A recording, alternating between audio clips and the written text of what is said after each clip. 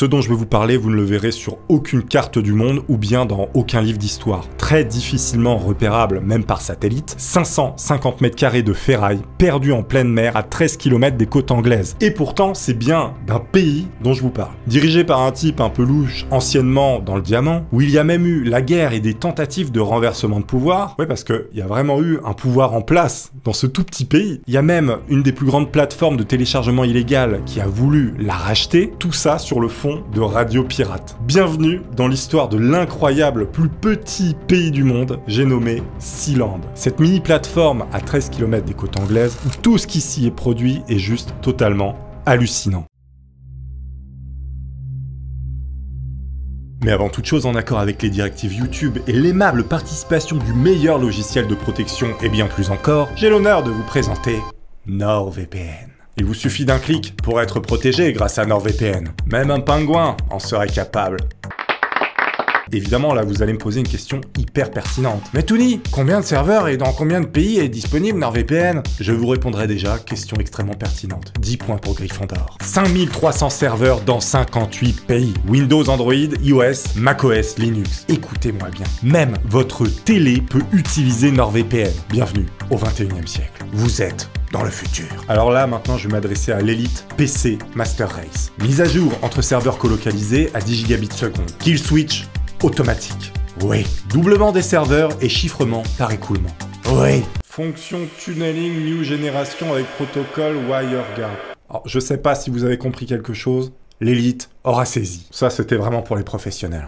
NordVPN. Évidemment, le classico del Madrido, accès au contenu des plateformes de streaming à l'étranger. C'est-à-dire que si vous voulez voir le Netflix du Japon, paf, connexion au Japon. Voilà. Et là s'offre à vous un monde nouveau sur du contenu normalement inaccessible en France. Regardez, même PewDiePie conseille ce VPN.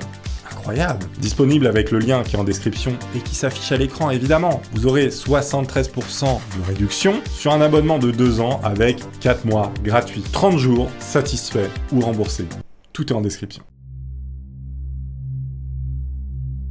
Bon déjà, c'est quoi cette espèce de structure métallique qui est au milieu de la mer? Oui, parce qu'avant d'être un pays, un mini-pays, c'était autre chose. Avant que Sealand ne devienne ce bordel totalement incroyable que je vais vous raconter, eh bien, c'était une structure militaire. C'est ce qu'on appelle un fort Maunsell dans les années 40, et donc durant la Seconde Guerre mondiale. Un fort Maunsell, appelé ainsi par le nom de son créateur, eh bien, c'était des forts anglais, placés dans la mer pour protéger des Allemands. On construisait des énormes barques surmontées de pylônes, puis on allait les immerger à quelques kilomètres des côtes anglaises, laissant dépasser des pylônes et la structure supérieure qui permettait d'accueillir des militaires. Et en fait, il y en a plusieurs comme ça, avec des noms différents. Mais celui qui nous intéresse se nommait de base, durant les années 40, le fort Ross. On appelle ça des forts, mais techniquement, en fait, c'est des bateaux qu'on a coulés en quelque sorte. Quelques centaines de militaires sont postés en permanence dans une optique précise, défense contre avion, ou DCA si vous préférez. Ils dorment dans les piliers en béton situés pour les plus profonds à 8 mètres en dessous de la mer. Dessus, il y avait donc des canons antiaériens qui permettaient d'abattre un avion allemand qui voudrait s'approcher un peu trop près de l'Angleterre. Bon voilà pour les bases, on sait d'où viennent maintenant ces structures et à quoi elles servaient. Mais alors, qu'est-ce qui s'est passé ensuite? Sauf que dans les années 50, elles sont totalement laissées à l'abandon par le gouvernement. La guerre étant terminée, il n'y a plus aucune utilité à injecter de l'argent pour une quelconque utilisation. C'est presque 20 ans plus tard, donc vers 1966, que ces forts maritimes vont connaître une seconde vie, et pas des moindres, et notamment le fort Ross.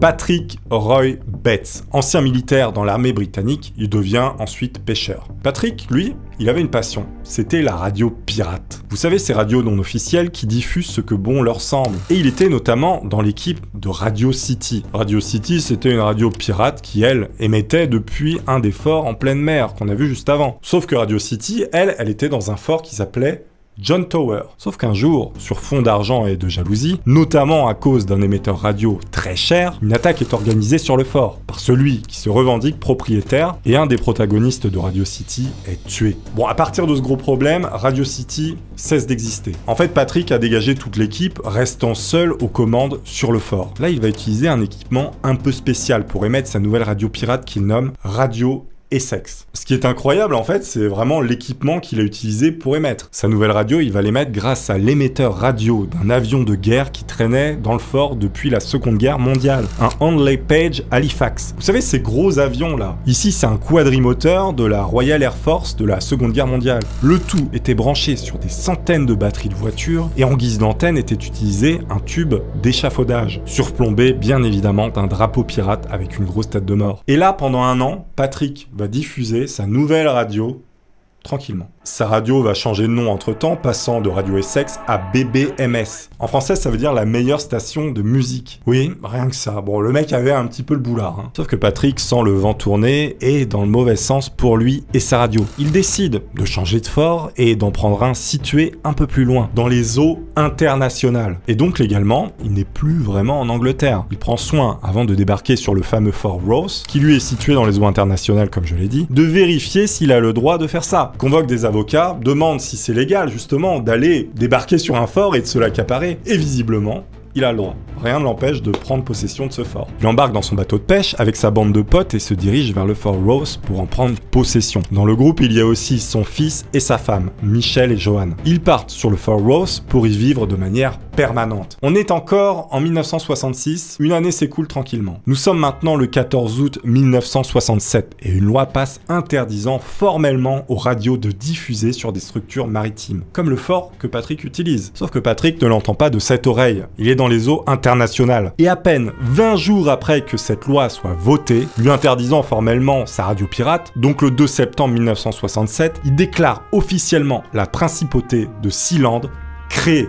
Incroyable. Il crée littéralement son pays sur un ancien fort de la Seconde Guerre mondiale pour continuer à faire ce qu'il voulait faire. Sauf que dans l'eau, lui, il n'était pas tout seul à avoir une radio pirate qui diffusait. Il y avait aussi Radio Caroline, qui était dirigée par un Irlandais, Rowan O'Reilly. Et ce mec qui dirigeait Radio Caroline, qui était une radio pirate concurrente à Radio Essex, eh bien, il voulait tout simplement récupérer le fort de Patrick. C'est là que ça part en cacahuète. Ronan, qui était le dirigeant de Radio Caroline, donc la radio irlandaise, et son équipe de radio, monte alors une mission pour prendre le fort de Patrick d'assaut. C'est pas l'équipe de D-Fool qu'on verrait faire ça. Donc les gars de la radio pirate irlandaise concurrente arrivent en bateau pour prendre le fort. Une vraie bataille navale commence. Patrick et ses hommes, son fils et sa femme sont en position de force. Ils commencent à balancer des cocktails Molotov sur les Irlandais et à tirer des coups de feu. Les Irlandais rebroussent chemin face à la détermination de Patrick. La détermination aussi de son fils et de sa femme, qui étaient là à tirer des coups de fusil sur les Irlandais. Non, parce que, évidemment, les Anglais, ils entendent parler de ça, ils se disent, bon, il y a des mecs dans les eaux, dans la mer, qui sont en train de se foutre sur la gueule à coups de fusil et de cocktails Molotov. C'est pas si off-cive, les gars, on se calme. Donc, évidemment, la Royal Navy, elle va venir un petit peu mettre son nez là-dedans. Comme je vous l'ai dit, la couronne britannique envoie la Royal Navy pour aller voir ce qui se passe sur le fort. Réponse identique et hostile de la part de Patrick, ses hommes et sa famille. Ils se mettent tout simplement à tirer sur l'armée britannique qui finit par rebrousser chemin. Bon là il y a une petite zone d'ombre un petit peu parce que je pense que l'armée britannique a essayé de mettre une disquette après ça. En fait la couronne britannique elle a prétexté que l'armée avait été envoyée pour aller réparer une bouée là-bas dans les eaux internationales et non pour déloger Patrick et toute sa clique.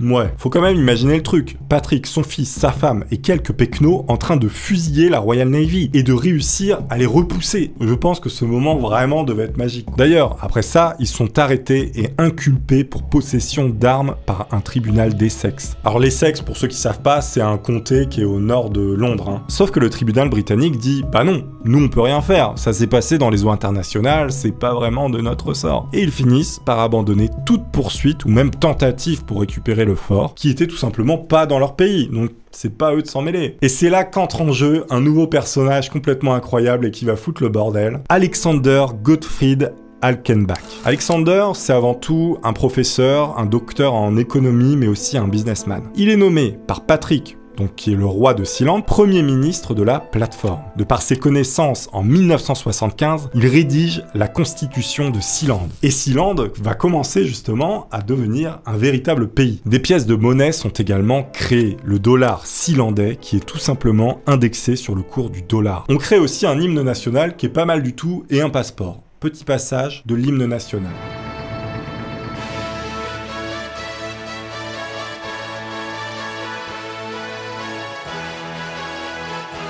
Franchement, il est pas mal. Le but de tout ça était aussi d'éviter que la tentative d'abordage par la Royal Navy recommence. Ils étaient un petit peu dans un flou semi-juridique sur cette plateforme. Mais en créant un pays officiel, il devenait impossible que cela recommence. Et donc impossible d'être jugé, puisque Sealand serait un pays à part entière. Le premier ministre de Sealand envoie même la constitution qu'il a créée à 150 pays pour espérer que Sealand soit reconnu comme un pays à part entière. Bon, à Cologne, on statue de la possibilité que Sealand soit un vrai pays. Ce sera non. En gros, ils ont dit que Sealand ne faisait pas partie de la terre ferme et que c'était impossible que ça devienne un vrai pays. En plus, qu'il n'y avait pas vraiment de vie communautaire et que la vie à long terme n'était pas adaptée à l'être humain. Évidemment, c'est la grosse douche froide pour Patrick et son premier ministre allemand. D'ailleurs, le premier ministre allemand, il a demandé d'être déchoué de sa nationalité allemande, mais ça a été refusé en Allemagne. Il voulait vraiment devenir 100% sealandais, mais ça n'a pas marché, ils ont refusé l'Allemagne. C'est-à-dire qu'il était obligé de rester allemand. Sur Sealand, c'est pas la vie de rêve, on va dire. On mange des conserves apportées par un hélico, quelques poissons pêchés ici ou là, on s'hydrate avec de l'eau de pluie. Sauf que tout ne va pas se passer comme prévu. Oui, parce que le roi Patrick voulait faire de Sealand un casino géant, avec des banques partout et faire un max de fric. On est quasiment jour pour jour, 3 ans après la création de la Constitution par Alexandre, l'Allemand, le premier ministre de Sealand, et tout va déraper. Coup d'état par le premier ministre lui-même, celui qui a rédigé la Constitution. Le premier ministre, Alexander, a monté une équipe composée d'Allemands et de Néerlandais et attaque le fort pour prendre le contrôle, pour devenir calife à la place du calife. Bon, c'était sur justement le fait qu'ils soient pas d'accord sur ce qu'ils voulaient faire de la plateforme, chacun de leur côté. Le roi voulait faire des casinos, des banques, Alexander voulait en faire autre chose. Du coup, coup d'état, et pas des moindres. À ce moment-là, quand il y a le coup d'état du Premier ministre, le roi Patrick et sa femme sont à Salzbourg. Mais leur fils Michel, lui, il est sur la plateforme. Du coup, le Premier ministre prend en otage le fils du roi. Il est relâché quelques jours plus tard en Hollande, sauf que lui, il l'entend pas de cette manière et il veut récupérer son pays. Après tout,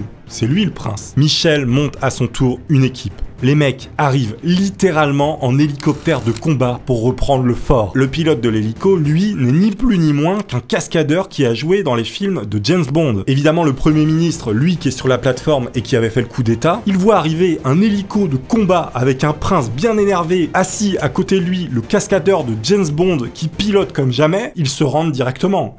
Durant 4 mois, ils vont garder le Premier ministre prisonnier. Ils l'avaient jugé assez rapidement et avaient considéré qu'il devait prendre prison à vie pour haute trahison. En fait, il y a que lui qui va être jugé, les autres vont être relâchés, parce que lui, il était Premier ministre et donc il avait un passeport sealandais. Donc c'est comme si, par exemple, un Français faisait de l'espionnage pour la Russie, pour le compte de la Russie. Eh bien, il serait jugé en France et c'est très grave, hein, on peut prendre beaucoup de prison. Il est jugé pour haute trahison, prison à vie. Comme je vous l'ai dit, il le garde finalement que 4 mois jusqu'à ce que l'Allemagne envoie un diplomate pour négocier sa libération. L'Angleterre refusant d'intervenir encore une fois, car il n'avait rien à voir avec ça. Sealand ne fait pas partie de leur pays et le prisonnier est allemand. C'est à l'Allemagne de gérer. Et en fait, l'envoi de ce diplomate s'est perçu comme la reconnaissance d'un pays à part entière. Mais bon, seulement pour les Sealandais. Tous les autres pays s'en contrefoutent toujours autant de Sealand. Alexander, à sa libération, crée un gouvernement parallèle de Sealand en Belgique. En fait, on appelle ça un gouvernement en exil. C'est-à-dire que c'est un gouvernement qui n'exerce pas dans l'endroit où il devrait être, quoi. C'est comme si le président Macron, il vivait au Japon. Enfin, du moins, tout son gouvernement. Sauf que Patrick, lui, il le prend très mal. C'est lui le roi de Sealand. Donc le gouvernement que Alexander a créé, il le qualifie de gouvernement rebelle. Alors, le truc un peu drôle, c'est qu'après, un peu plus tard, l'Angleterre a étendu son territoire, englobant Sealand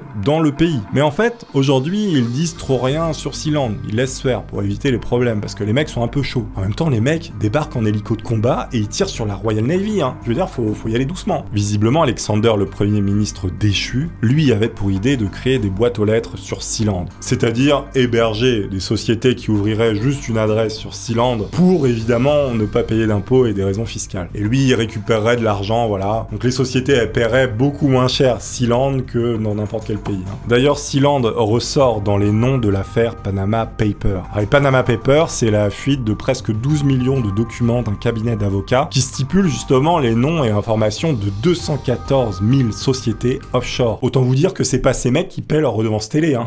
Bref, en tout cas, Sealand était dans les Panama Papers, hein. Donc il y avait quand même derrière tout ça un business pour esquiver les impôts. En 2006, il y a un énorme feu qui se déclenche et qui brûle quasiment entièrement Sealand. Un an plus tard, le fils, donc le prince Michel, décide de vendre Sealand pour 10 millions de livres. Et c'est là que The Pirate Bay va entrer en jeu. Bon, Pirate Bay, peut-être que vous connaissez pas, mais en gros, c'est probablement une des plus grosses plateformes de téléchargement illégal. Vous savez, pour récupérer des torrents, des films et tout, voilà. En fait, Pirate Bay, il lance littéralement un crowdfunding pour acquérir Sealand. Ils voulaient installer leur serveur dessus pour diffuser sans avoir de problème avec un quelconque pays. Alors, le site du crowdfunding, ça s'appelait buysealand.com. Bon, je suis allé voir dessus, là, vous pouvez voir rapidement.